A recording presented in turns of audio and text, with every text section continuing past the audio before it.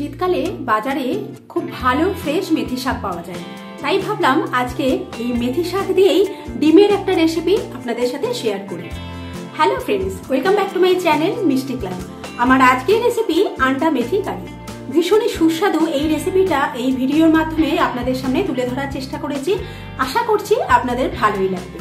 ভালো লাগলে ভিডিওটা লাইক, শেয়ার আর কমেন্ট করতে ভুলবেন না।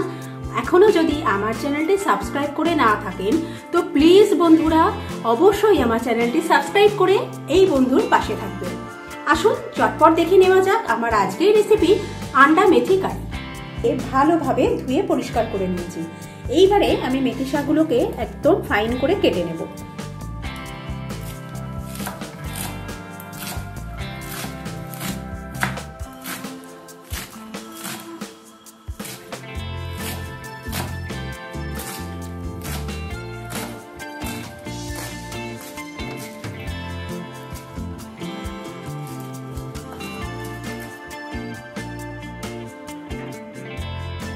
মেথি শাকটাকে ঠিক এইভাবে কেটে নিয়েছি। এবার আমি কড়ার মধ্যে দিচ্ছি সাদা তেল।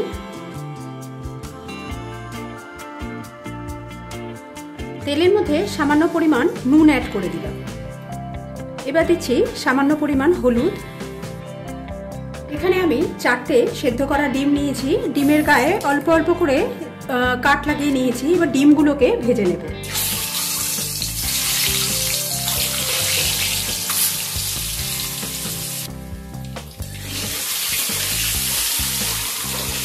তেলের মধ্যে এইভাবে নুন আর হলুদ দিয়ে ডিমগুলো ভাজলে নুন মানে ডিমের মধ্যে নুনও ঢোকে আর ডিমগুলোর খুব সুন্দর একটা কালার হয়।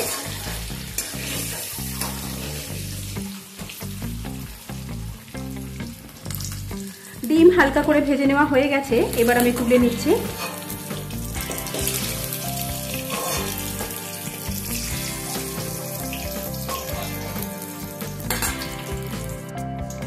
ডিম ভেজে নেওয়ার পর এই কড়াইতে যে অল্প পরিমাণ তেল আছে এর মধ্যে আমি মেথি শাকগুলোকে একবার ভেজে নেব।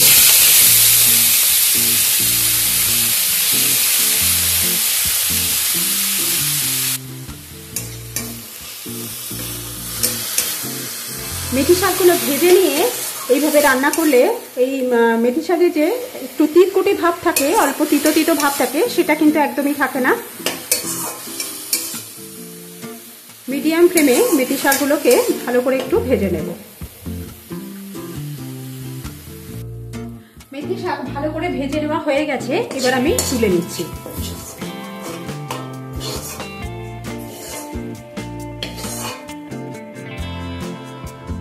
এবার কড়ার মধ্যে আবারও দিয়ে দিচ্ছি সাদা তেল। তেলের মধ্যে কিছু গোটা মশলা অ্যাড করে দেব। এখানে নিয়েছি একটা তেজপাতা, 1/4 টিস্পুন। তেলের মধ্যে কিছু গোটা মশলা অ্যাড করে দেব। এখানে নিয়েছি একটা তেজপাতা, এখানে 1/2 টিস্পুন গোটা জিরে আছে, 8-10টা গোলমরিচ আছে, নিয়েছি একটা দারচিনি স্টিক আর 2টো মুখ ফাটানো ছোট এলাচ। কয়েক সেকেন্ড একটু গোটা মশলাগুলোকে ভেজে নেব যাতে থেকে খুব সুন্দর একটা গন্ধ বেরিয়ে আসে। গোটা মশলাগুলো হয়ে গেলে এর মধ্যে আমি পেঁয়াজ অ্যাড করে দিচ্ছি। এখানে 2টো মিডিয়াম সাইজে স্লাইস করে কেটে নেওয়া পেঁয়াজ আছে, দিয়ে দিলাম এটা তেলের মধ্যে। পেঁয়াজটাকে একটু লালচে করে ভেজে নেব।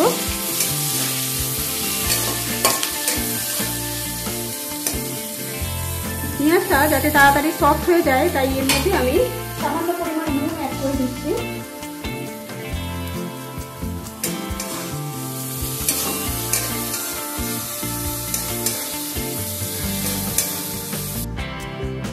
পেঁয়াজটা ভাজতে ভাজতে এখানে একটা মশলার পেস্ট বানিয়ে নেব। তার জন্য একটা ছোট বাটির মধ্যে দিয়ে দিচ্ছি টক দই। 2 টিস্পুন টক দই দিয়ে দিলাম। দিয়ে দিচ্ছি 1/2 টিস্পুন ধনে গুঁড়ো, 1/2 টিস্পুন জিরে গুঁড়ো, 1/2 টিস্পুন রেগুলার লঙ্কার গুঁড়ো, 1/2 টিস্পুন হলুদ অ্যাড করে দিলাম।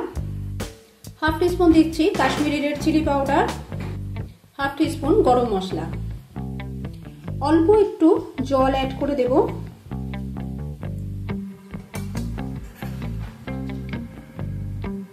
এবার ভালোভাবে মশলাটাকে গুলে নেব।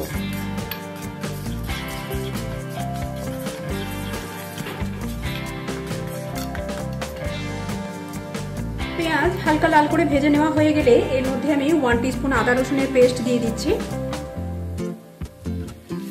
আদা রসুনটাকেও একটু ভেজে নেব যাতে কাঁচা গন্ধটা চলে যায়।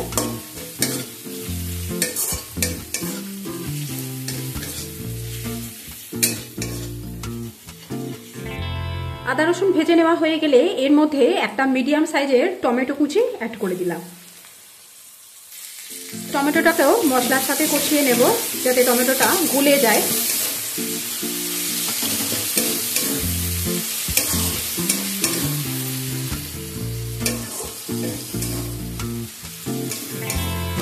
টমেটো যাতে তাড়াতাড়ি গলে যায় তাই আমি সামান্য পরিমাণ জল অ্যাড করে দিলাম, দিয়ে এটাকে কভার করে দিলাম। টমেটোটা দেখুন কত সুন্দরভাবে গলে গেছে আর মশলা থেকে তেলও বেরিয়ে এসছে। এবার আমি এর মধ্যে গুলে রাখা মশলাটা অ্যাড করে দেব।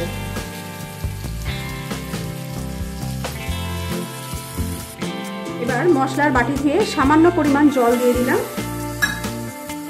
এবার মশলাটাকে খুব সুন্দরভাবে আমাদের কষিয়ে নিতে হবে।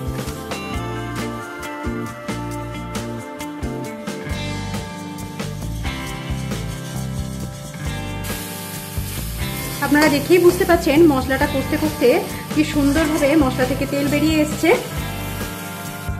এবার এর মধ্যে আমি জল অ্যাড করে দিচ্ছি।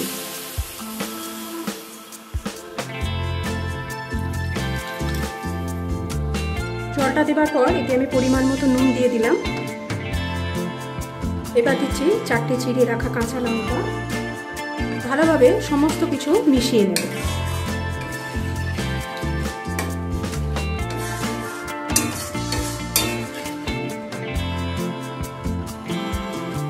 গ্রেভি ফুটতে শুরু করলে এর মধ্যে আমি ডিম অ্যাড করে দিলাম।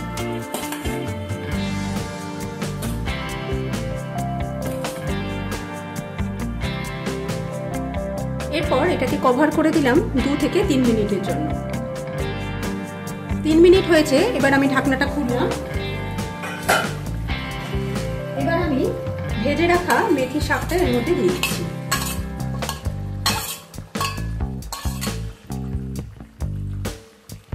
একবার মিশিয়ে নেব।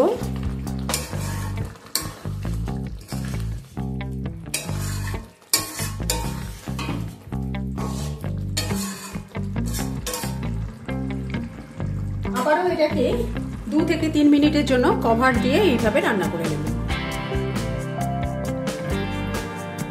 তৈরি হয়ে গেছে আমার আজকের রেসিপি আন্ডা মেথি কারি।